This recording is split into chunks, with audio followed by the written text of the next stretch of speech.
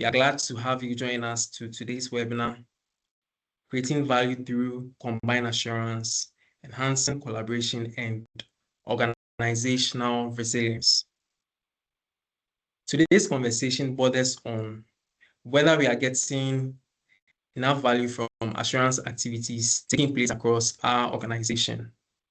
This is a question we can all, ponder over. Are we getting enough?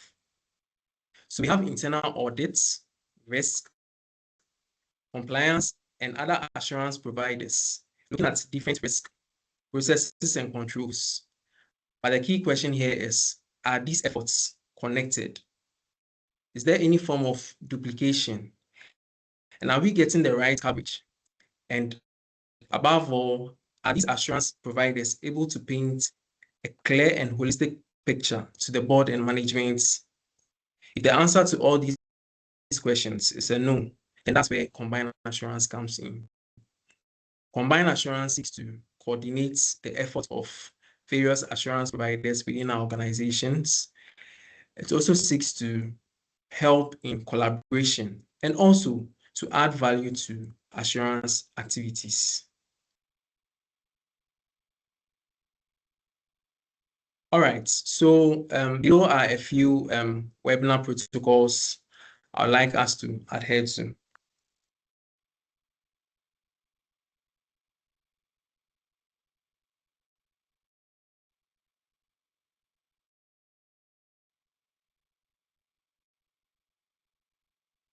Okay, so one, we should be open-minded and receptive to most of the things we'll be discussing on the call, to seek guidance when needed. How can you do this? You can do this by asking all the relevant questions. Do well to drop all your questions in the chat box. We'll be glad to respond to them. Also, participate actively when you are engaged to do so. And get your notebooks, your pens, your iPads all next to you and make a few points whilst the session is ongoing. Okay, so we are about to get into the detailed discussion.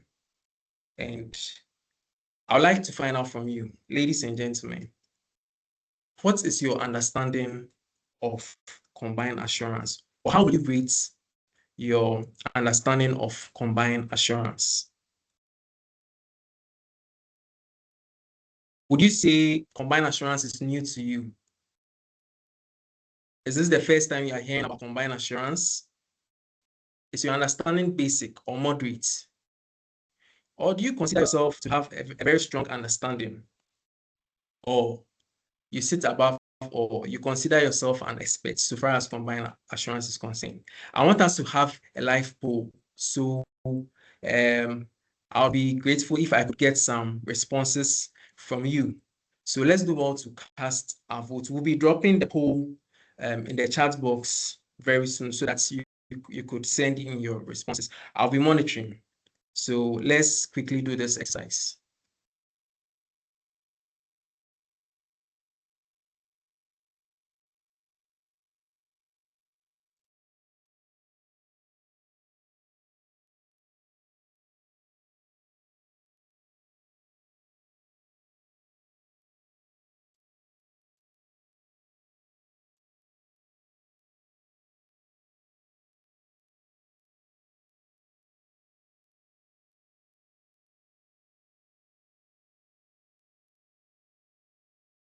So in case you just joined, we are trying to rate our understanding of what combined assurance is. And as you can see on your screen, we are having a live poll just to have a sense of our understanding of combined assurance. So yes, if combined assurance is new to you or it's novel to you, do all to respond.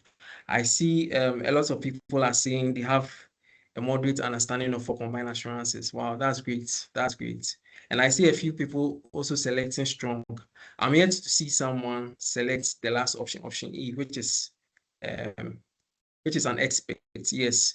And I don't know, but if I happen to see anyone selecting, you may earn the opportunity to co-facilitate with Lizzie on the call today. So I'm still monitoring.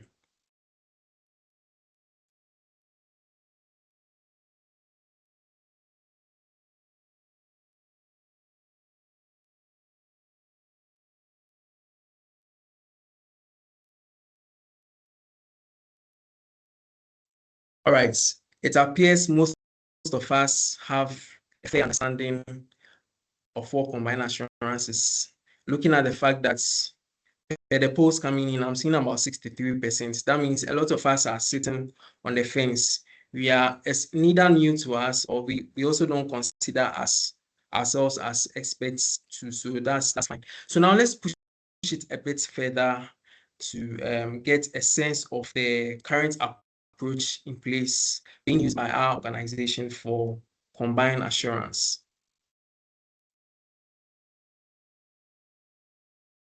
So looking at the way assurance activities are carried out within your organization, would you say the process is fragmented and siloed by function, or you see some level of coordination? Or do you also feel there are some form of integration between the various assurance providers within your organization? Or for your organization, you've gotten to the point where assurance is optimized and is at the higher or the highest level?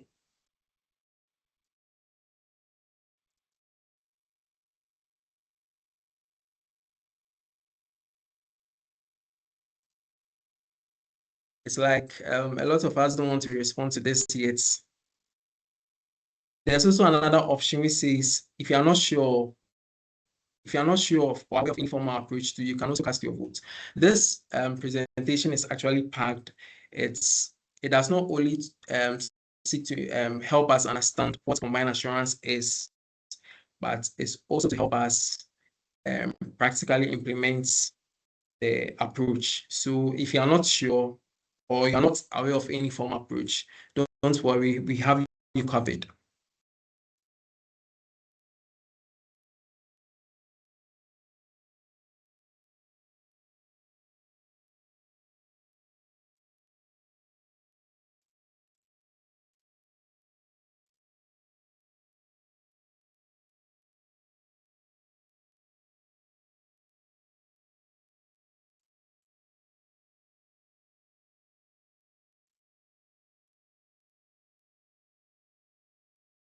Okay, I believe we have a good ground to begin the session. So in terms of understanding, we are all saying, or majority of us are saying we have a moderate understanding of what combined assurance is. And in terms of the approach, most of us are skewed towards some collaboration being carried out within our organizations. So well done and thank you. We really appreciate you for the votes that came in. Sure. All right, so we've gotten to a point where we have to meet our facilitator. She's actually a wonderful personality.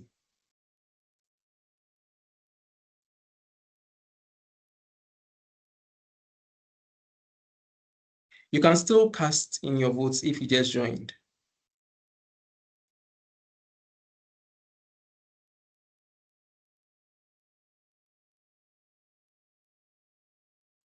All right. So as I said, we've gotten to a point where we're about to meet our facilitator. And before she comes in, I'll just run you through her profile briefly. So our facilitator for today is an associate director with KPMG's Governance, Risk and Compliance Services units. She has over 14 years experience in the areas of process mapping and control reviews. She also has experience in data analytics, risk management, project management, financial management, amongst others. She has also been involved in a number of engagements spanning across various sectors, including the telecommunication sector, insurance, mining, and the list goes on and on. She's also a council member with the Institute of Internal Auditors, Ghana. Ladies and gentlemen, I am pleased to introduce to you, and with a round of applause and a virtual clap, let's welcome your facilitator for today's session, Elizabeth Quartington. Elizabeth, please, you have the floor.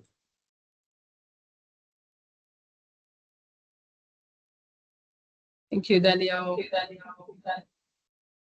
Good morning, everyone. To our first time joiners on the KPMG webinars, we welcome you with a blue flag. And for our returning participants as well, we say thank you for always spending your time with us. Then I thank you for being generous with your introduction. I see some familiar names within this virtual auditorium. I salute you. And for the people I'm meeting for the first time I say, nice to meet you. I believe one of these days we would connect physically in one way or the other. Okay, sure. We are riding on the back of the webinar we had just 2 weeks ago. It was around the control advantage. If you're able to join or you would want to revisit the learnings, the video has been uploaded on the KPMG Ghana YouTube channel.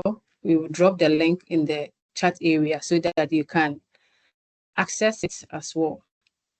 Again, today's webinar would also be uploaded in terms of the video recording so that you may want to revisit or share it with someone who couldn't join in person. We should have started a bit earlier, but we didn't get people join on time. And we had to be gracious. Daniel, the moderator, was gracious to give about 5 minutes time for us to warm the room. So thank you for coming. I know we've heard this about the saying that 2 heads are better than 1. And I think we must be quick enough to add that 2 collaborative heads, since we are talking about combined assurance.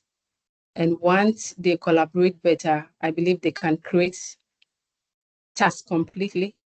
They can develop it quickly and then also solve problems, some tough questions or some tough problems as quickly as possible. The same can also be said with integration. How do we integrate our plans, our processes, and then our functions as assurance providers? And as we also apply this collaboration, we can apply it in our work environment. You notice that sometimes your inputs could be somebody's output. So if you collaborate better, together we can all achieve the organizational goals as well. In terms of the objective of today's session, we are looking at 4 main parts. First, we explore what combined assurances and why it has become increasingly important. We would then look at some practical steps to make sure that we can implement, because the whole point is that after this session, you should be able to implement the learnings immediately. Otherwise, you wouldn't have had value for your 1.5 hours on a Thursday morning like this. Thirdly, we would examine some common challenges organizations face and how we can also overcome them. And then we would look at how we map out our maturity journey. The earlier poll we pulled out, there are some levels. So for some, you are the initial or the basic level. Some could have some fragmentation, but with some level of coordination as well. How do you get to the optimal level? Even though that may not or never happen, but what steps can you take to achieve that as well? And I know Daniel walked us through the modalities or some of the protocols. I would say that even though you would have access to the recording, there are some actionable steps that you want to write down on paper, because there's enough evidence or research to back that. Once you jot down some things, it registered in your memory, and you're also able to take some action as required. Okay. The question is, what is combined assurance? So this is 101. We are not doing a PhD for us to even memorize some topics or some things. I know we've passed there, or we are at a level where we want to understand rather than cram some definitions. And combined assurance is not just about creating additional layer of assurance. It is to help us to coordinate or collaborate better, because you will notice that the same level of assurance could be happening at different times, but within the same area, within the same scope. And it's important that we look at how we integrate our work together with other assurance parties. And I must also indicate that we have a mixed audience this morning. People who are not within the assurance space, and there are people who are either within the second or the third line, which we would come to for those of you who may not be aware of what I'm talking about. And then there are also others too who are the receiving end of this numerous assurance. I think you can drop an emoji in the chat area if you have been at the receiving end of numerous assurance within your workspace. Drop one if at some point in time you see different people coming to audit you. Let me put it that way. I know when people hear audits, they cringe, right? So let me use review so that it's a bit warmer this morning. Any reaction?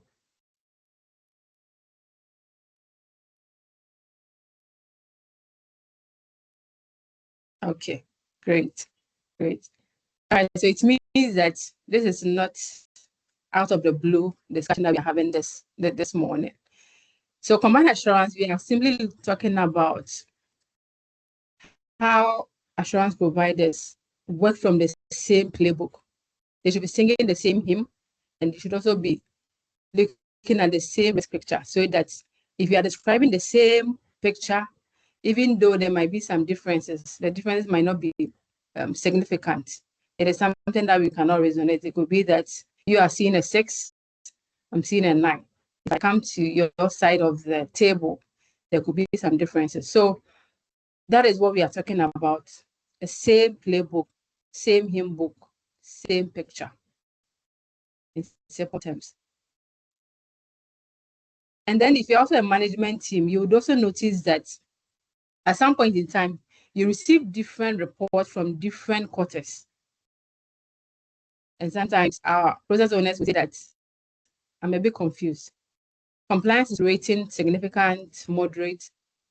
Internal audit is rating higher, or some quantitative indicators. So how do we manage or minimize this confusion at the management level and even at the board level as well?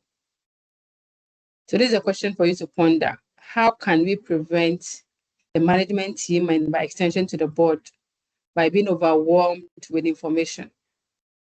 We all know our time is limited. And if our time is limited, we want to maximize this to the best of our knowledge as well. So how do you minimize this report to just a single view and to avoid the assurance fatigue as well? Let me give an example. Let's say within the banking sector, I know all of us, even though we may not be working in the bank, at one point or the other, you may have experienced the branch of some of the glaze probably at a branch. Could it be that the issue was that the operations manager or the branch manager who should have approved your check was being reviewed by the compliance person, internal auditor, the risk, also looking at the operational risk part of their business, internal audit looking at the effectiveness of AML controls, still at the same branch. And at some point in time, you see BOG also coming on board to conduct some supervision. All these people requesting for similar documentation or similar information. So combined assurance would help you coordinate all these efforts so that we are not duplicating as well. Great. Moving on, we are looking at the traditional versus the optimized, okay? And this slide really captures the transformation journey. On the left, we see fragmented assurance. And on the right, we are looking at coordinated assurance. And the goal is not to perform more reviews. No, we don't have the luxury of time. The goal really is to make sure that the existing reviews work together and then they talk together, so that in the end, we minimize this back and forth. Right. In terms of the benefits, it goes beyond just assurance fatigue, okay? You would notice that organizations save time. They reduce duplication, and then they get better results for decision making. As I gave the example of the board of directors, you will know how scarce their time is. So if compliance is sending the same report or around the same report, other assurance functions are also sending a similar one. The question is, why can't I have a consolidated view of everything that all of you are doing? It makes it a bit easier as well. And then emerging risk could also be identified as part of the conversation, so that we are all not looking at the same thing. Meanwhile, there are certain things that nobody is looking at it. Collaboration is key, and we need this clearly unified so that our key stakeholders as assurance parties are benefiting. And these key stakeholders could include the process owners, executive management, and overall by the board.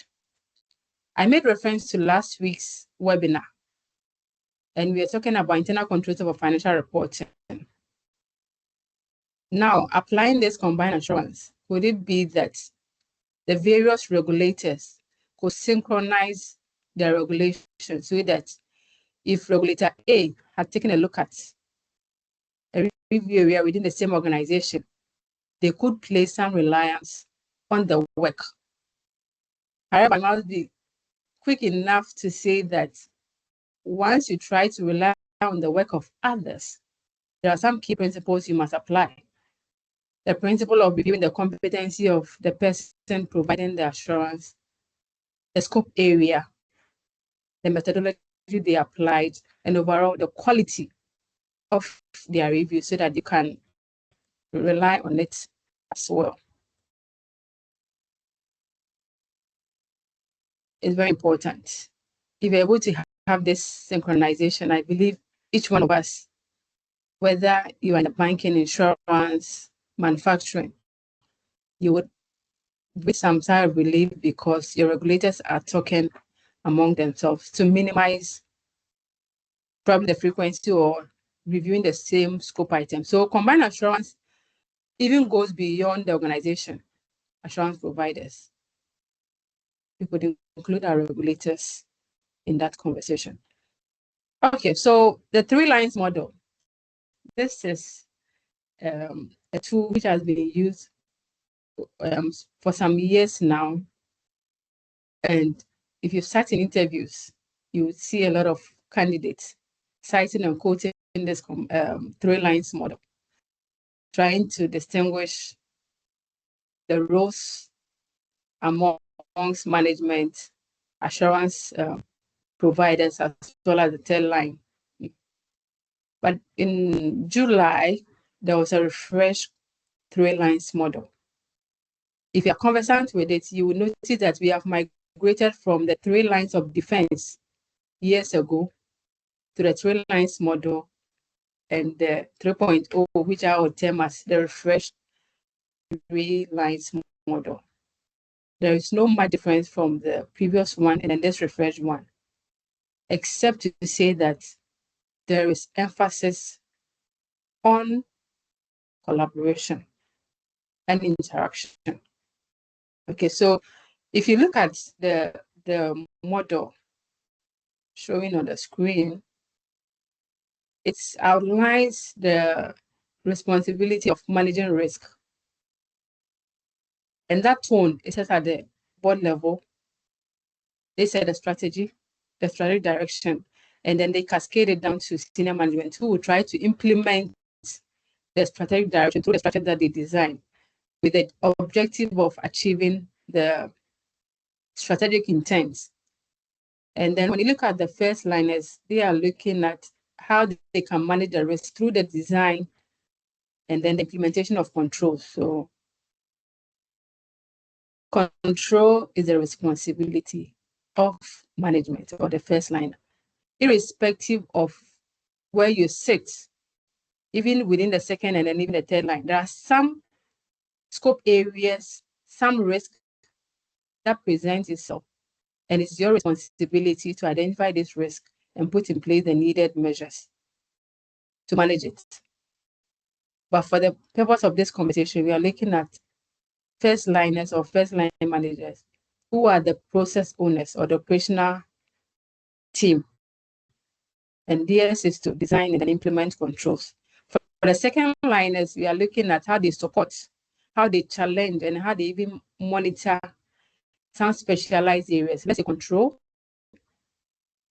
I'm saying control not as designed by the first lines, but control as a function. For some institutions, you will notice that there is a designated function or department called internal controls. There could be compliance, quality assurance, information security, there's legal team, name it, health and safety. Each one of these are providing some specialized support to management. And then it comes to the third line, which is the internal auditor, the internal function, and they provide the independent assurance to management administratively and even to the board. It is important to note that internal auditor over the years, we don't work alone, okay? We collaborate with senior management, the first line and then the second line. So combined assurance does not replace these distinct roles. It rather enhances the interaction, and then it will prevent the solo sports that sometimes you see. Everybody is protecting their territory. It's not always the case. It's about time we break the walls and then work together, because each one of us, we are working towards the achievement of the overall objective of the organizations that we work with. It is very, very important, and I must highlight it as well. So as a matter of fact, the three lines model, the first one, there is a lot of emphasis on coordination and reliance. So you will see it clearly bolded. If you compare this picture with the previous one, you will see coordination and reliance highlighted. And that goes to show the significance of that aspect in our current world as well. Moving on, it's just to emphasize that the key difference between the before and after pictures, the underlying factor is coordination. Their roles remain the same, however, interactions changes. Each line here on the left may plan, they may test, and then they may also report separately with no shared risk map and then shared calendar. But if you look at the other side of the equation, we are looking at one combined assurance map. They are speaking the same language, and then they're also reporting to the board so that there is a unified way of speaking for our stakeholders to benefit as well. What are some of the leading practices that speak to this combined assurance? If you're conversant with Venn diagram, you see that sometimes you have the common grounds. So combined assurance is highlighted in both the global internal audit standards as well as the Keynes reports. And best organizations follow some simple principle. They would want coordination instead of duplication. They would want to also share some information as well. even though at some point in time they have to maintain their independence. As I indicated earlier, if you want to, let's say, place reliance on somebody's work, make sure that you are still maintaining your independence, because if push comes to shove, you would have to be held accountable for the conclusions you are drawing, even though you relied on the work of others. Then again, you must also speak or understand the risk in the same context or in the same language. And these principles are applicable irrespective of the size of the organization. If you're a small organization, and then you collaborate better. If you grow, collaboration should be a bit easier for you as well. So on the standard, there's standard 9.5, which talks about coordination and reliance. And it gives you two approaches to this collaboration. Either you're using the assurance map or you are using the combined assurance approach. So any one of them, you can go ahead and use it. You must understand that the standard, the global internet standard, is principle based. So it is not mandating you to pick either A or B. You need to assess your environment and see which one you would want to go with. And the overall objective is to make sure that management can reconcile the result of the individual assurance providers. Are there challenges to this combined assurance? Yes, indeed. After we've discussed the benefits, it's important that we recognize the problems we are seeking to solve. Most organizations begin their combined assurance journey because they experience one of these challenges, okay? So once you're able to know the challenge you are solving, it makes it a bit easier. Are you struggling with the efficient use of your resources? Are there duplication of efforts? Is there assurance fatigue? Are there gaps in your coverage? Or are there some blind spots? Are there fragmented risk reporting? Which one of these do you think you can resonate with within your individual organization? Inefficient use of resources. Do you see compliance, do you see internal audits going to the same location at Lagos? Or they are going to Boko or Sunyani to review the same thing?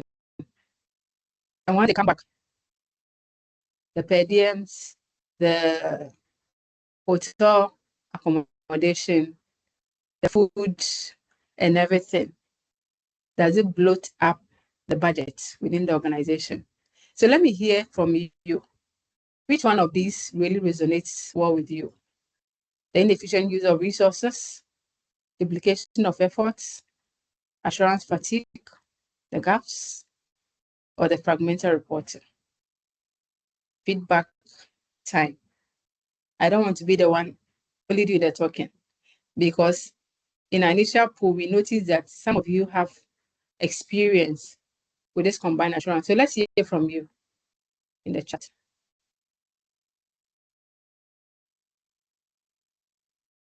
Daniel, there's some feedback in the chat. You can read it out for us to see which ones do participants resonate well with in terms of the cost of fragmentation. None yet. Participants in the auditorium, we want to hear from you.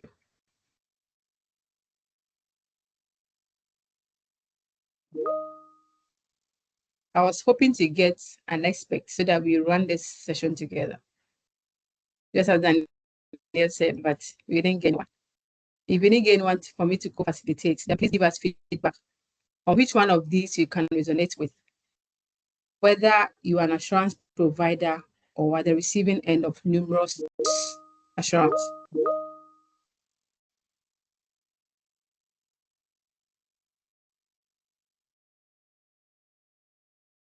Assurance fatigue. I can resonate. because at some point in time, we all are being audited or reviewed at one point in time. Okay, fragmented risk reporting also coming up. Okay, so there's a pool. So if you're not able to type, just click on it and it would capture the responses. So 12 responses now. Let's hear from you.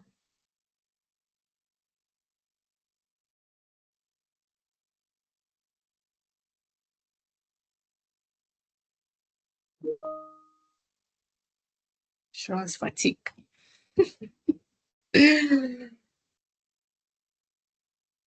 And it's not as if once you are done with their audit, you won't do your work. You'll still go ahead to make sure that your KPIs are being met.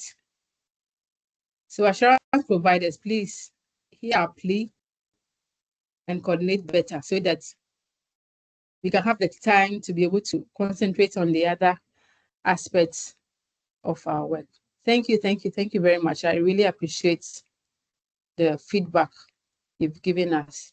It gives us a sense of some of the things we are going through, which means that the issues we identify in this webinar are not distant. They are something that are really happening within our individual organizations. So we do appreciate the feedback. So moving on, we are looking at some practical ways to implement this combined assurance. And I must say that there's no perfect formula for this combined assurance. If you want to shorten it, as most institutions have abbreviations, you can say CA. But if you're in Ghana, it's not the other CA, right? This one you're looking at CA combined assurance. Okay. So for you to successfully implement combined assurance, we are looking at 4 steps.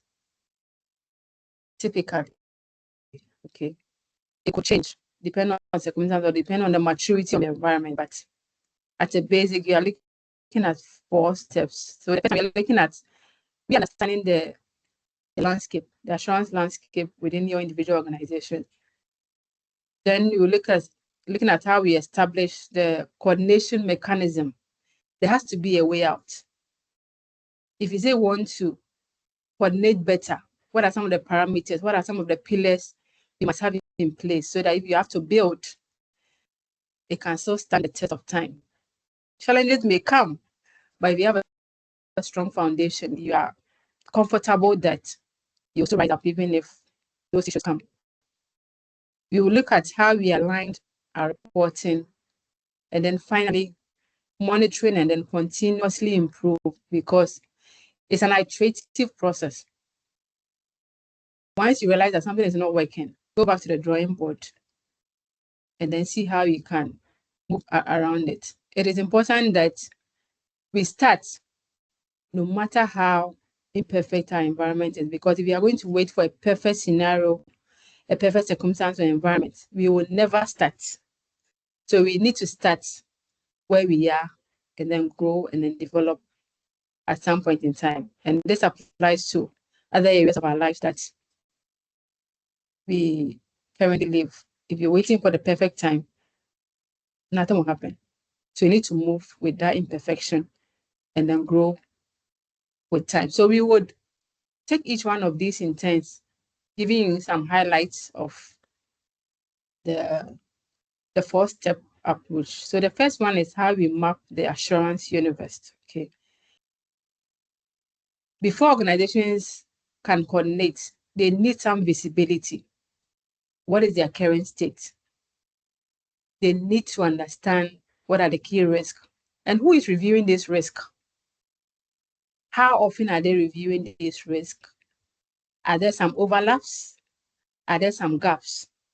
Because you will notice that, let's say in a manufacturing environment, everybody may be concerned about health and safety to the neglect of cybersecurity, even though they have some sophisticated systems, which is making sure that they are very consistent in terms of their quality. But nobody is keeping an eye on it.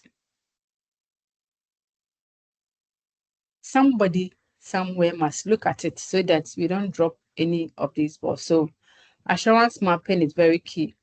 And here you establish the organization's risk universe. Holistically, what are the risks that pertains to the organization? The risk within organization A may not be the same as the risk within organization B. Once you identify this risk universe, you then map up the assurance providers. If you don't have quality assurance within your organization and you notice that there are some metrics or some methods you must comply with, who can make sure that you are still compliant, even though there may not be a name called quality assurance within the organization? The third step is for you to document the scope of work of these assurance providers. What is the frequency of their work and what are their reporting lines? And then you map the assurance providers to the appropriate line of focus. And that line of focus is what I indicated during the through lines model, either the first line, the second line, or the third line. It's important that we indicate all these lines to make sure that for each of these assurance providers, where do they sit? And here you may be confused when I said assurance providers for the first line, because wherever you sit, either in the second or the third line, at some point in time, you become a first liner because there's some risk within your jurisdiction that you must design some controls to mitigate those risks, even before you have your other assurance parties looking over your shoulders. So it's important that we map up the assurance. And on the next slide, it gives you a picture of what the assurance mapping would look like. It provides some visual representation of who provides assurance over which risk. And then immediately you're able to identify where the duplications lie and where the gaps also lie. And as you do your assurance mapping today, you will discover a lot of gaps and a lot of duplication. And it's important that we do this exercise before we embark upon any kind of next steps to make sure that we are bridging this gap, and then we are also removing the numerous layers of this duplication. Because we want our process owners to be comfortable to say that, for the past 6 months, I don't experience this assurance fatigue, where the same people or different teams asking for the same information time and again. Right. We move on into the next step. We are taking baby steps. And here you must establish the combined assurance forum and then make it operational. So here we have a diagram where the board, risk and compliance committee will supervise the combined assurance forum. And in terms of the makeup of this forum, we are looking at everyone within the operational management, the specialized one, which is the second line, the third liner, and then sometimes, depending on your environment, you may want to invite your statutory auditor to join in from time to time, if possible. Okay. So think of the forum as a coordinating engine. Okay. And then you are simply looking at the structured mechanism for the assurance providers to compare notes. Basically, that is what it is about. You align your plans and then you discuss emerging risk. And it is important that you clearly document who is doing what within this forum. In operationalizing it, who must attend this meeting? When I indicate operational manual, not everyone is supposed to be in the meeting, because if everyone gets there, how will the work get done? Our meetings and our discussion point should not be a restriction as to why we are not able to meet our KPIs. Someone said that there are so many meetings, and if you go to these meetings time and again, what time will you get to do the actual work? So it's important that you identify who must attend this meeting, and then what contribution are they making? How often must they meet? What kind of information must they be sharing? And what decisions are they making? As you realize these things, it becomes a bit consistent as well. And then, as I indicated, if it's not working, you reiterate the process until it becomes better. Okay. And let me speak about the issue of chairmanship. I know someone will ask, is this combined assurance and internal audit baby, or is for the entire organization? So from my point of view, I would say that at the initial stages, internal audit can champion this coordination activity. But as time goes on, it becomes mature. It can be transitioned to an executive person who is in charge of risk management within the organization, so that that person can coordinate the activities. So there has to be the chairman, just like any other meeting. There must be a chairman who is running the affairs and making sure that we are getting coordination from all the representatives. It's not as if somebody will join the meeting and you end up not contributing. Then you might as well go back to doing what you were doing and not being invited into the meeting. So for the input into this forum, we are looking at each one of them bringing their observations. I mean, for a start, bringing the observations, how are they even rating these observations? And what changed within the last session, if it's a recurring one? And then the mandate is very, very important. What is the mandate of this forum? Is that the place where you're going to discuss KPIs? Or that's the place we are going to coordinate our activities? If we go into the meeting, we must be strict with our time. That's not the time to be talking about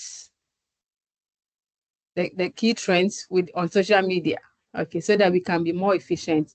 Because if we are going to minimize the duplication of our work,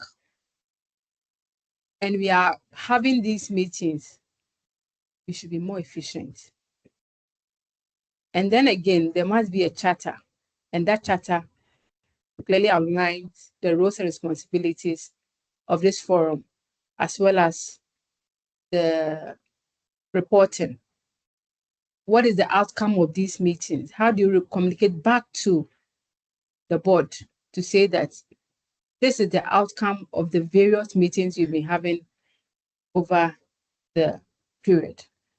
So basically, these are some of the indicators or some of the inputs, the ingredients you will need to operationalize the combined assurance forum, where there are representatives across the lines for them to compare notes, just as I said.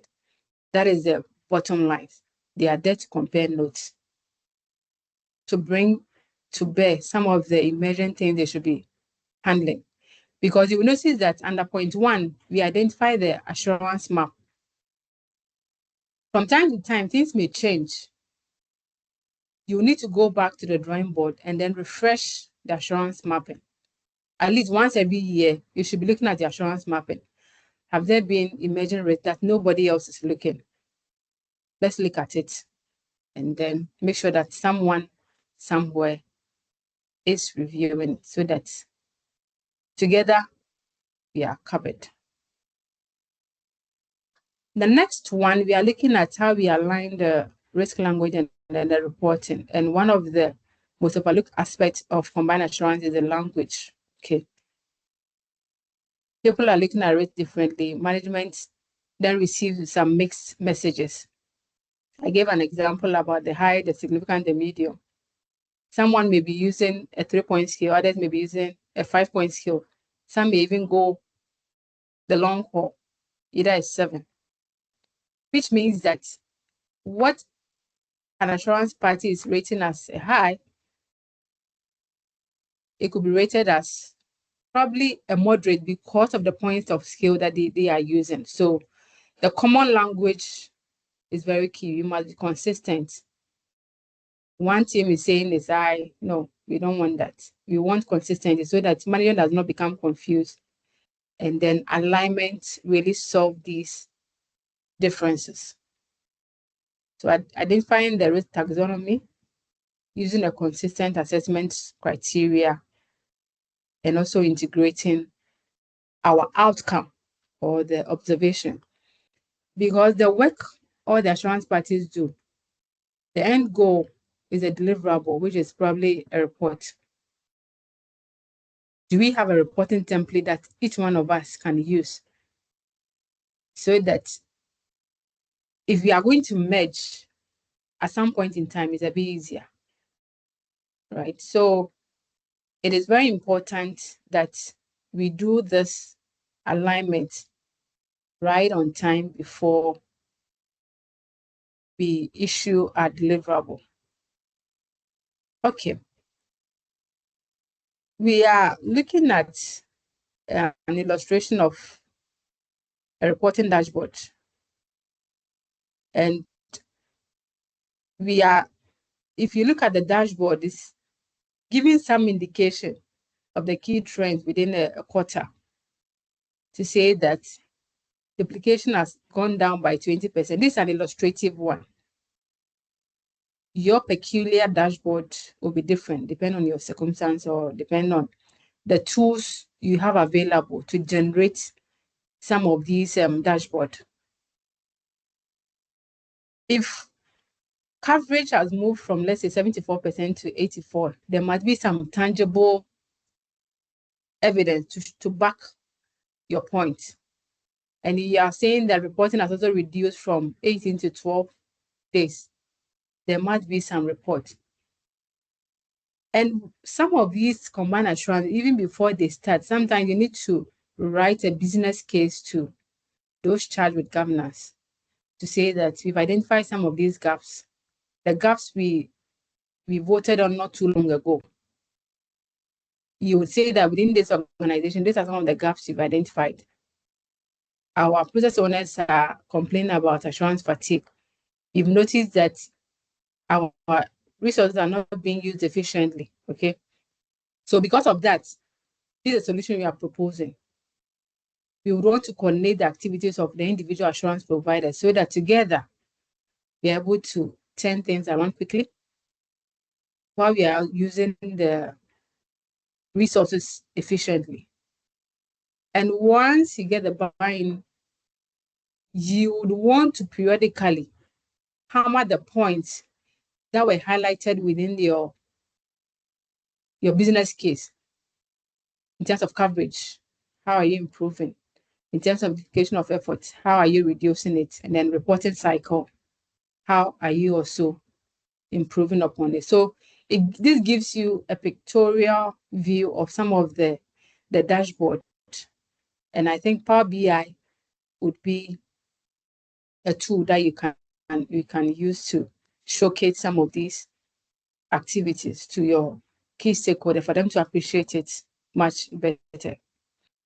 And our leaders, obviously, they would want more information on the coverage, okay? And then how you are also resolving issues on the go immediately, because whatever gets measured obviously gets managed or gets done. Right, so we would move on. There are some common challenges with implementing this combined assurance. And the biggest one that I perceive is technology. How do we synchronize our work? Do we have a tool so that once you plug in the required parameters, we can quickly generate the outcome without doing another manual work of putting together the various inputs from the different assurance providers. Even though we may have defined the working protocols or even the template, sometimes consolidation engine or the room could be manually driven or manually focused. So do we have some siloed culture?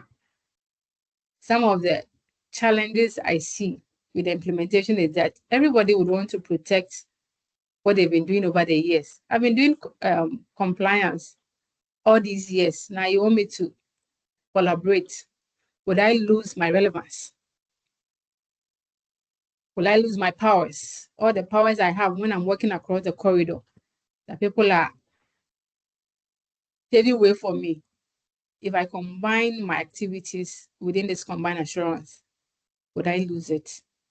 It's one of the things or some of the mindset we have. So it comes with a lot of education to say that your work is very peculiar. However, we are coordinating the way we are doing our work so that we have a synchronized way of looking at the same picture and then also providing the same results. Resource constraint. Coordination requires some dedicated time. The combined assurance forum, sometimes you need to sit in the room for some hours because people need to challenge the outcome of that forum so that once there's a deliverable coming out of that forum, it can stand the test of time when it is being presented at the board level. Resistance to change. This is a new way of working, and not everyone will be prepared to accommodate it. But sometimes once you educate, people will then lose their guts and then allow it to run seamlessly. The methodology we've already spoken about. What kind of samples are these assurance providers taking? Are they looking at the same sampling methodology? And even within this era where we are automating a lot of our processes, the issue about sampling should be minimized. Can we look at the entire population so that we have a fair view of what is happening, irrespective of the number of transactions? However, if we are still trying to automate or trying to transform, and we are looking at reviewing manual processes, what sample will be adequate to represent the entire population? That must be clearly defined. And then on clear ownership, if you don't define who is doing what within the forum, nothing will get done. A will say, oh, I thought B would do it. Oh, I thought K was assigned at the last meeting. Clearly defined, clearly assigned, clearly monitored, we get the work done as well. So one document that must be defined and refreshed from time to time, the combined assurance standard. That would be the manual to run the activities of the combined assurance forum. It's very important for us to have it. And then from time to time, we're also refreshing it as well. So these are some of the challenges we've experienced with some organizations who are trying to implement this combined assurance. A silent mentality, this is my KPI, I must meet it. I don't want to combine. I don't want to collaborate because if I collaborate, my significance may be watered down, or if I collaborate, I may not have the time to achieve my other activities. And for all these things to happen, there must be some critical success factors or enablers. And one key thing has to do with visible leadership support. If leaders do not accept that you consider this combined assurance, you won't get things done. That is why I indicated that sometimes you need to write a business case to convince them that this is the way to go, looking at the fragmented way of looking at risk. If you let them understand where they even stand to gain, to the point that they will get rich risk information to make their decision, they would better appreciate this signal to implement combined assurance. Clear accountability is key. Trust amongst the team. If you don't trust yourself, this combined assurance will never work. Someone may think that one is taking their shine, and this could be as a result of some mistrust. Technology will be an enabler, and then the fact that we must continually improve. I will say again, this is an iterative process, so be prepared to look at areas of improvement. And these areas of improvement could really sometimes happens within that firm, because sometimes what you initially thought would work, someone else will bring a different perspective. So please be prepared to receive feedback within that room as people challenge the way of working, so that we can improve upon the process and to make it better. It shouldn't be a stumbling block to getting things done. So all the stumbling block must get away so that we can collaborate without friction. Because if there's friction, you won't achieve the desired result. Right, so moving on, we are looking at some of the enablers to enhancing the maturity status of the combined assurance. And here the joint planning forum is very key.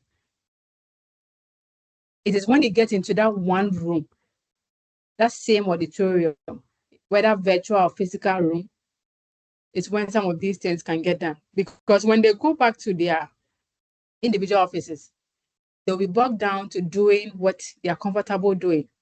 And as human beings, whenever we have something out of our comfort zone, we will never do it. We must have shared assurance calendar.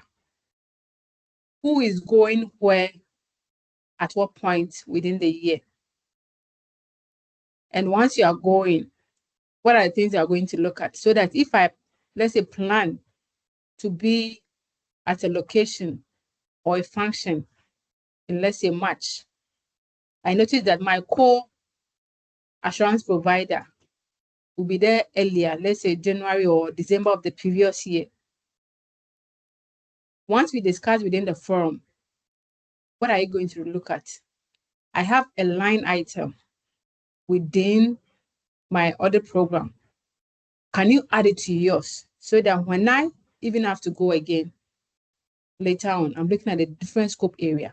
So that shared assurance calendar is very key, so that we all mark our calendars. Either we are meeting or we are actually going to execute together, or we are going to report together. And then cross-functional working groups. Knowledge doesn't sit in just one person's head. I made an analogy of the two collaborated heads working together to achieve some set goals. Cross-functional working groups is key to the maturity of the combined assurance.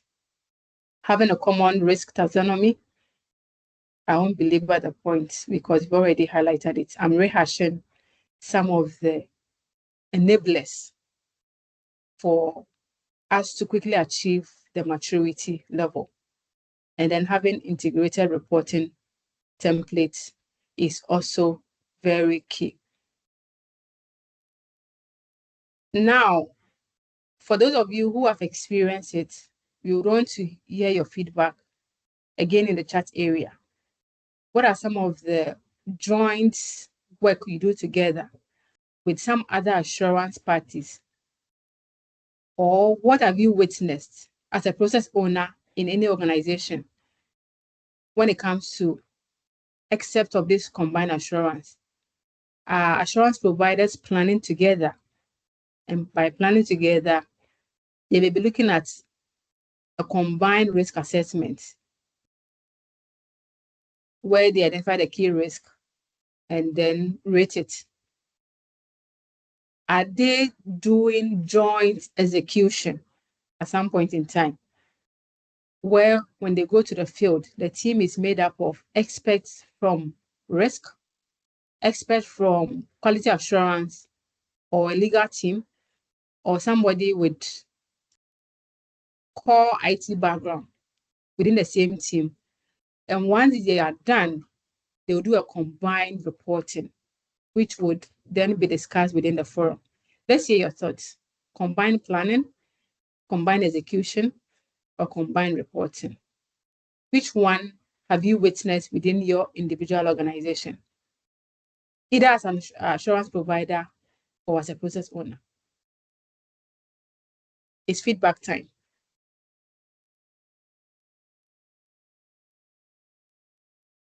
Comments in the chat area.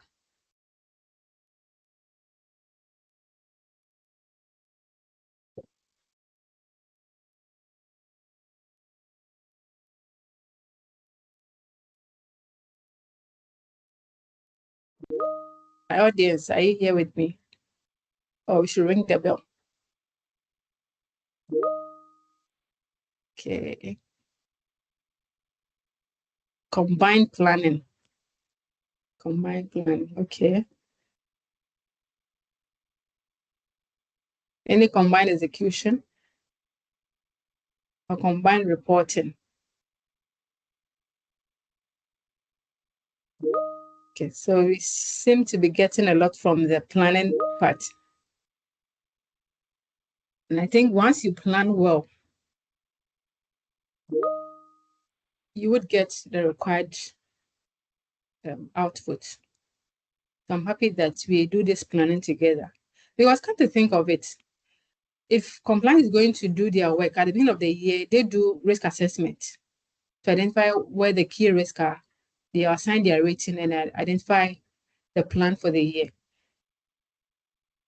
When internal audit is also going to do their work at the beginning of the year, they'll do risk assessment that will lead into the risk-based internal audit plan, and then they would execute. So if you are going to do planning together, then we cut off a chunk of the duplication as much as possible. So I'm happy that we see this planning together.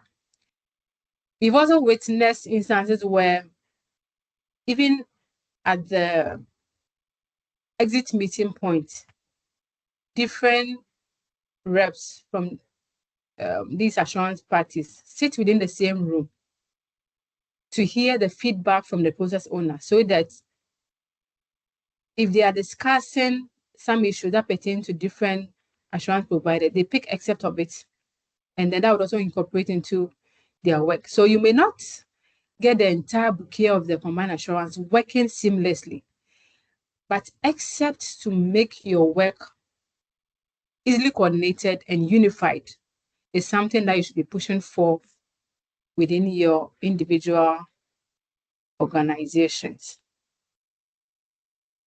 With that said, this brings us to the highlights of our webinar. And I'll hand over to Daniel to moderate the Q&A session as well. And I'll come back. Daniel, over to you. Thank you so much, Liz. Wow, such a wonderful and insightful presentation by Elizabeth. With a round of applause, I'd want us to, appreciate her for the insights she has shared with us. I believe we've learned a lot. Let me see the claps coming in. Wow, that's great. That's great. That's great. So it's time to take some questions from you, and would be grateful if you could type all your questions in the chat box so that we respond to them. I think earlier on we saw a question from Edmond. Edmond wanted to find out. Okay, so I think, yeah, so Edmond wanted to find out who is supposed to coordinate the combined assurance project within the organization. I believe this question has been answered when we were looking at the combined assurance forum. And also when we got to the point where we outline the various elements required to operationalize the forum. We also looked at the need to have a chair where internal audit can spearhead this. So I believe, Edmond, your question has been answered. Let me see if there are a few more to. Okay, so far we don't have any yet, but it's time for question and answers. So if you have any question, do well to type them in the chat box. We'll be glad to respond to them. Unless, of course, we want to say we really understand everything we have learned today and there are no questions. So I'll just allow for a few more minutes, just in case you have to reflect on any question you want to ask, in case you need clarity on any points Elizabeth raised, which you didn't really get well. So let's reflect on her presentation and let's see if we have any questions for her.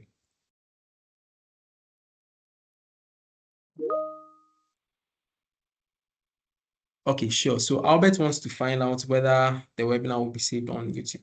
Yes, you would have access to the recording on YouTube. We would upload it where you can do a playback and actually listen to everything we discussed on the call. Also, I'll entreat you to do well to subscribe once you visit the channel. Do we still have any questions? Okay.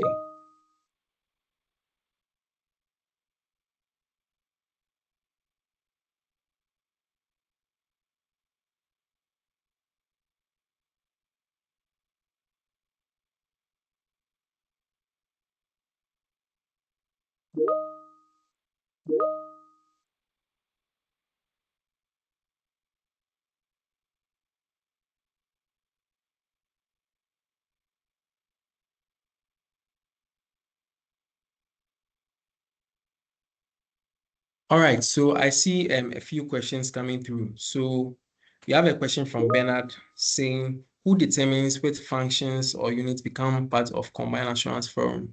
Is it the board audit committee, internal audits, or the CEO?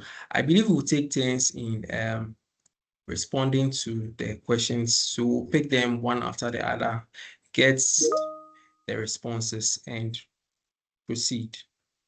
So Bernard also wants to know who determines which functions or units becomes part of combined assurance forum.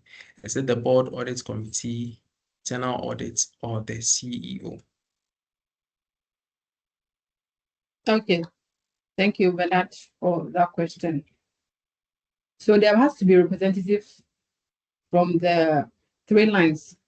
So the first line, the second line, and the third line. And when I was speaking, I also indicated that sometimes you could also bring rep of your external auditor as well, or other external stakeholders. So in terms of who determines it, it's a collaborative effort. And that is clearly defined within the charter that runs this forum, because the charter will indicate who are the members of this forum and who are the members in attendance. It's just like any committee.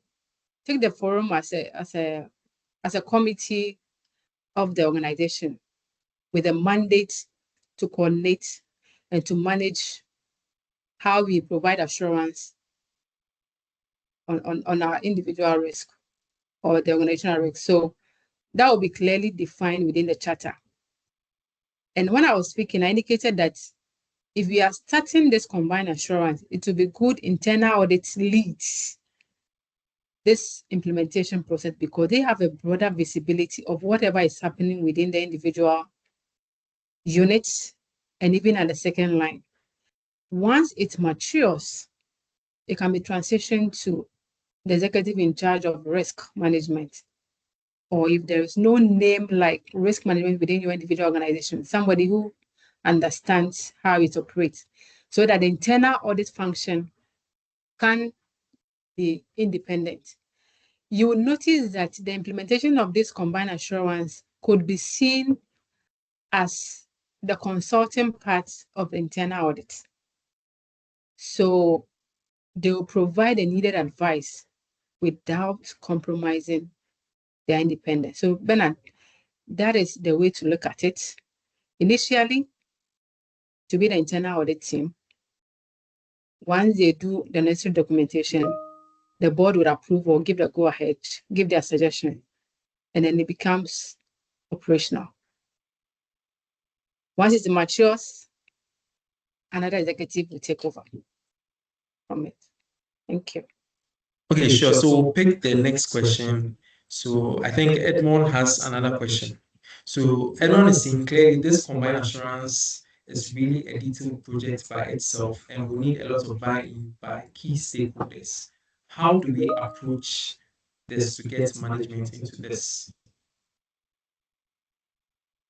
So Edmond wants to know how we can get management buy-in into combined assurance. Okay. So the buy-in comes at the point of building the business case. I mentioned when I was doing the presentation that at some point in time, you must outline the business case for this combined assurance. And that business case would clearly spell out some of the gaps or some of the challenges you are facing within your current environment. For example, the inefficient use of resources, the assurance fatigue, the duplication of effort, some assurance gaps. You outline all these gaps.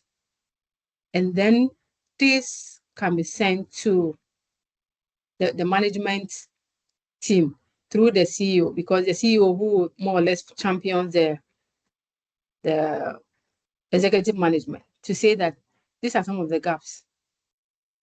And then with that same business case, it can also be discussed with the board committee in charge of risk management for them to also appreciate where this championing is coming from. And once these two streams of stakeholders have bought into the idea, execution becomes seamless. So it's one of the key ingredients that we mentioned as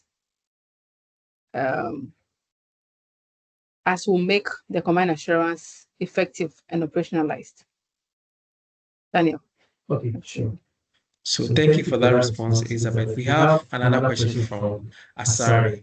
Asari wants to know, how do internal auditors avoid self-review threats, given that the entire organization is subject to review by the internal auditor? Okay. Thank you very much, Asari, for that question.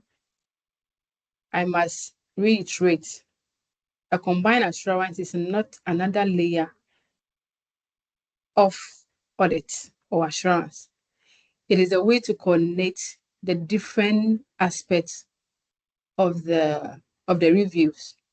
So internal auditor cannot be compromised, or his independence cannot be impaired by virtue of facilitating this combined assurance. The word here is facilitation. And as I indicated, it can be considered as part of the consulting part or the advice part of the internal audit work.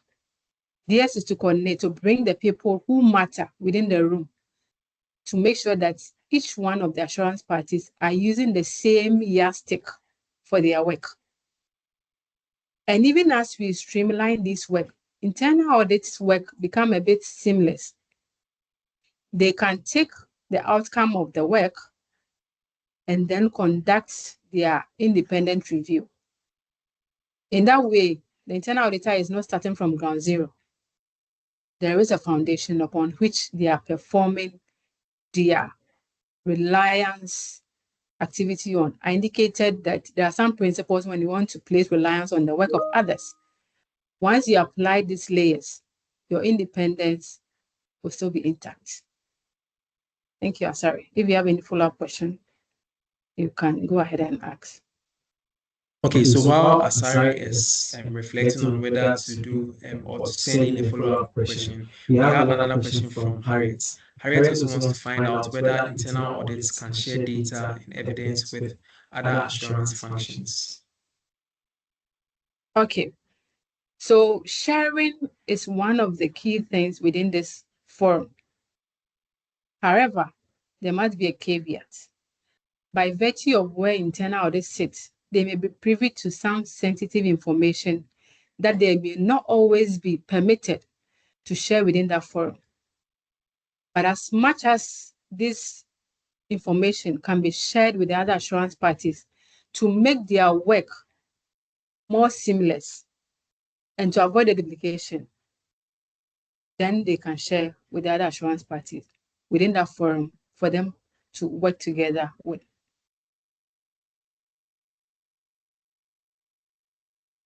All right, sure. We have another question from Joseph. Joseph is saying, can we say combined assurance can be a component or project of enterprise risk management program of an organization implemented by the CRO, the Chief Risk Officer, or the Director of Risk Management? Yes, perfectly. I think it goes back to my response earlier. If the CRO is in a position to champion it, all the good or all the better for the organization, because when you look at the second line, they facilitate the specialized area, and this specialized area is about risk management. You notice that all these assurance parties are in one way or the other looking at how we can mitigate the risk. So the CRO can champion this. However, if the CRO doesn't have the flair to initiate, it goes back to the head of audit to start it and then hand over to the CRO.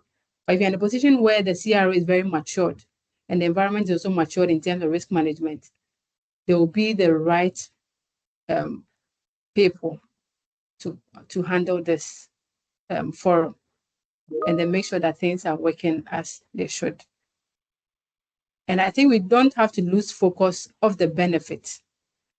The overall goal of this combined assurance is to make sure that we are covering all risk in terms of assurance, and then we're also not duplicating effort.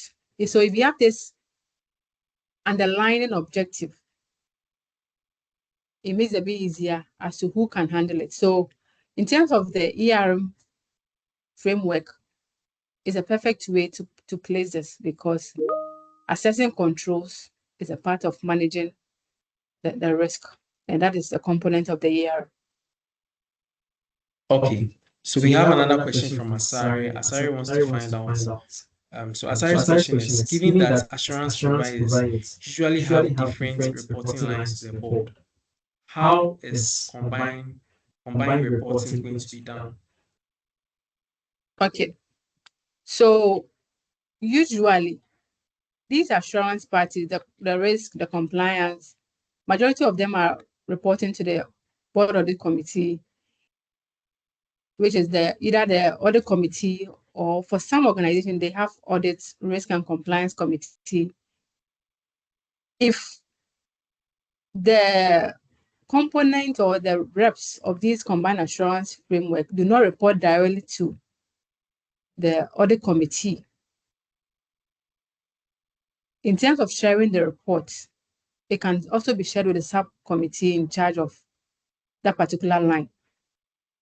But the point is that you will notice that each one of the assurance you are providing as either a second or third line borders around risk. So my point of view is that the reporting should be to the board audit and risk committee so that they can take charge of it and then take action accordingly, so that we don't also overburden the other subcommittees of the board. If the audit committee can handle it, why must we bother the others? So we don't want to go and duplicate efforts at the board level too. So once we discuss at the forum and do a combined reporting, it should end at one board subcommittee. Sorry, that would be my feedback to you.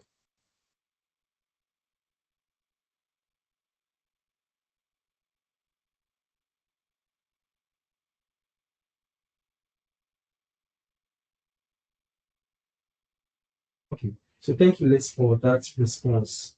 We have another question from Joseph. So Joseph wants to find out, won't confidentiality of documents or information just kill this project objectives? I'm talking about practical, not just theory. Okay. Joseph, I think I answered your question earlier. Maybe it came subsequently. When someone asked about whether internal audit can share data within this forum, I gave some caveats. That so long as the information you are sharing is not peculiar to, let's say, internal audit, because I'm saying internal audit because by virtue of where they sit, they have access to some data which the other assurance providers may not be privy to. So to the extent that it is peculiar and it's very sensitive, that information may not be shared in that forum. However, if these other assurance parties, which is the compliance and risk management, will still request this document when they go to do their work, then there's no point holding on to this information. It can be shared within the forum so that all these sub people or these assurance providers will not go back to the process owners requesting for the same information, which we are trying to avoid. So, Joseph, this is not theory. This is practical that is working in organizations, and this is what we are sharing in this in this forum. Don't be stingy with the information you have. Share for others to benefit so that they don't go back to asking the same information from our process owners who are running the business to generate income for the benefit of all of us. Thank you. Okay. So it's like Asari really wants to, Asari has a lot of questions for us today, but that's fine. That's fine. So Asari wants to inquire again if internal audit is to treat combined assurance as part of the advisory service. How do we relate that to assurance that's in quotes, aspect of combined assurance? I'll take that again. So he wants to find out that if internal audit is to treat combined assurance as part of the advisory service, how do we relate that to assurance aspects of the combined assurance? Okay, so there has to be a balancing act of the assurance part of our work and the consulting. But the key risk I see for internal auditors who are facilitating, so the word is facilitation. Okay. It's just like there's a meeting happening and the chairperson is the one facilitating. You do not impose your opinion in that room. Yours to get feedback from the other assurance providers. What are the things they are doing? And what are the things each one of us should be focusing on once we leave the room? For example, within that forum, it could be agreed that for all low risk, we would allow management to put in place the needed controls and then do self-assessment and report back to the forum. For all medium risk, we would allow our second liners to provide assurance on it and then report back to the room. And then for high risk, we would allow internal auditor to provide the last line of assurance. And once we come into the room, what are we reporting back to the board? Are we looking at low, medium, high, or we are only going to report back to the board on the medium and then high risk, so that once it gets there, they are also not bogged down with the inundated risk or an overview of what you have done all this while. And then we can see that for the low risk, we within the room, which is the forum members, we will make sure that management is implementing these recommendations that came out of the low risk review. So it doesn't compromise the independence of the internal audit function in any way. Joseph. Okay, so thank you, Liz, for that response. So Fortress wants to find out what is credible reporting in the KIN 5. So maybe I want to respond to him. Okay. So under the King 5, so credible reporting means information that stakeholders can trust, information which is accurate, and information that can be relied on, under King 5. Do we have any additions to this? No, I won't add on to Sure, what's here, sure. which is what it is. Okay, so I think we still have a few more. we still have a few more. I'll go through them and read them out as well. So we have another question. So someone wants to know, by this combined assurance reporting, do we mean getting only one of assurance functions reporting to the board after aggregating their findings? And if that's what you mean, how do we situate this within the context of BOG's Corporate Governance Directive 2018 that has clear reporting rules to the board for the CRO, the Chief Audit Executive, the AML officer? So I think this person wants us to share our opinion on this. Okay. Okay. All right. Thank you. Daniel, what's the name of the person again? So I think the initials is H. H. Okay, HA. Okay, right. So it goes back to, probably people didn't join a bit early, but it goes back to the point we made on the 3 lines model. Okay. The combined assurance does not eliminate the individual task or the individual reporting line. So if you have a statutory reporting to your regulator, you must report back to your regulator in that same model, in that same format that your regulator is requesting for.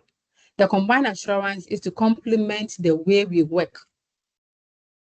And the bottom line is that we want to make sure that we are covering all risk within the organization without duplicating efforts. This is the bottom line. And in looking at how we are implementing this combined assurance, this is what we should be focusing on as an organization. Your statutory reporting, go ahead and report. But when you come back and there are some reviews you are conducting, make sure that you are coordinating and you are collaborating with other assurance parties so that we do not overburden our process owners. And then we're also consolidating the outcome of these reviews to the board and senior management as well. So I know for the banks, there are some specific reporting that the anti-money laundering officer must report. Go ahead and report that. However, based on the work you did, can internal audits rely on it so that we don't duplicate the same thing that the AML officer has reviewed and then reporting to the regulator? We want to achieve as much efficiency as possible without neglecting our legal responsibilities as individual assurance providers. Thank you. Okay, thank you, Liz. So Joseph is back again, and Joseph has another question. He would want to find out. He's saying, would you recommend an MOU or a formal agreement by these parties for the combined assurance framework, or you think it's not important? Okay. So in terms of the governance protocols around it, there are 2 documents that I highlighted it in the presentation, and I will do that again. So the first one has to do with the Command Assurance Charter. So the charter would outline the specific roles, responsibilities of all the members within the forum.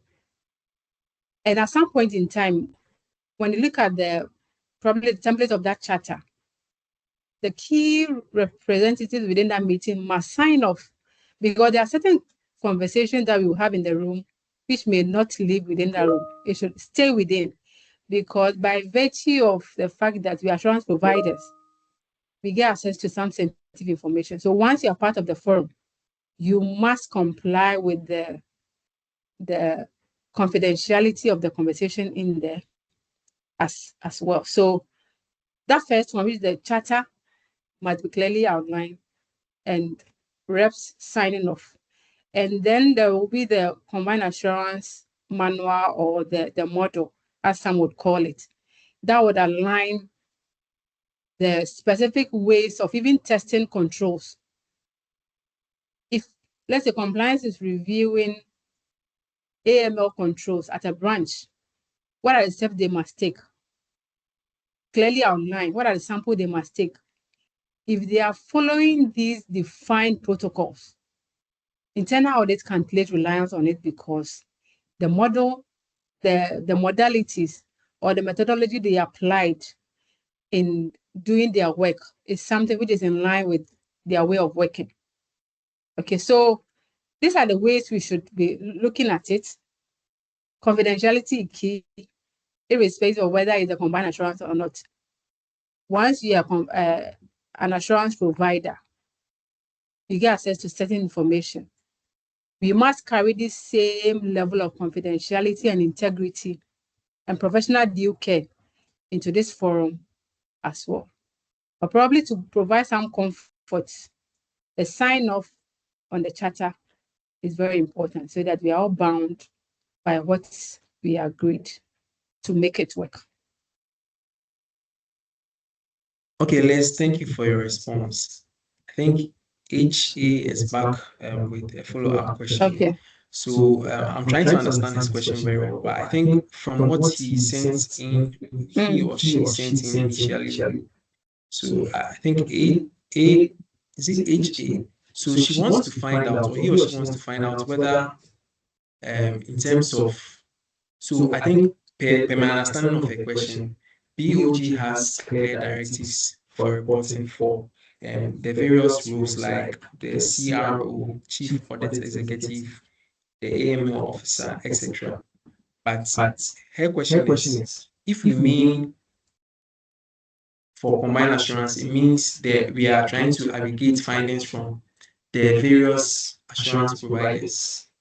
Then in which context does, or where does combined assurance sit, given the fact that the regulators have also spelled out clear reporting lines to the board? Okay, that's fine. So if the regulator has these defined timelines, what we are suggesting is that you go ahead with that reporting line. However, if we are able to indicate the benefit of this consolidation, because bear in mind, the board is there to provide some strategic direction to the entire organization, and they need information to make this decision. Okay. This reporting could be the reporting that has to do with your independence. Go ahead with that.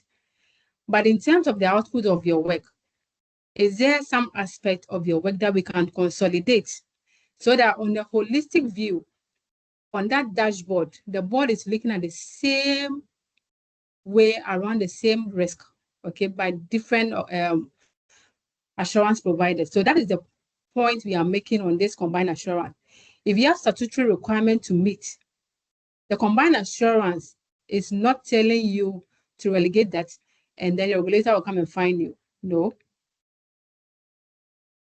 If you are going to maximize the efficient use of resources, we do not want to be fined. So please go ahead with your statutory reporting. But with your work, can it be discussed within the forum so that other assurance parties can rely on it and then minimize the duplication? I think we are losing focus on the fact that the end goal or the bottom line of this combined assurance is to address the challenges we identified during the presentation. The coverage and then the avoidance of gaps, as well as the duplication of efforts. We are looking at the same thing over and over again, and we are overwhelming our process owners. If you saw the feedback we got, assurance fatigue is one of the real challenges that people are experiencing in their individual organization.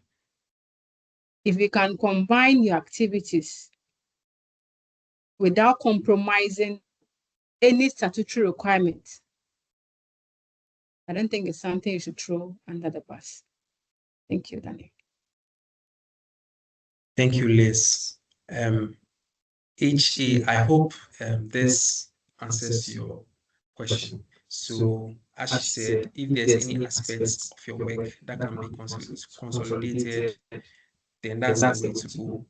I believe we have exhausted all our questions and we've gotten all the clarity we want.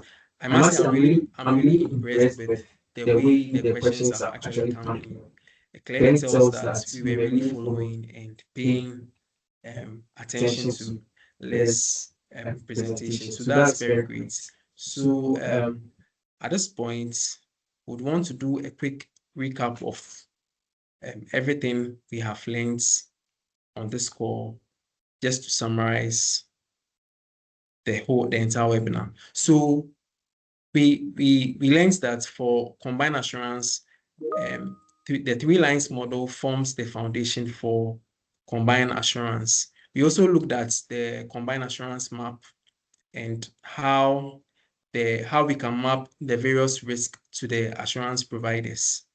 We also said the end goal of combining our efforts is to paint a clear and holistic picture of the organization's risk profile to the board and to management. So I think during the session, I saw a lot of people commenting about assurance fatigue. So I think consolidation will help reduce assurance fatigue. We also looked at how we can operationalize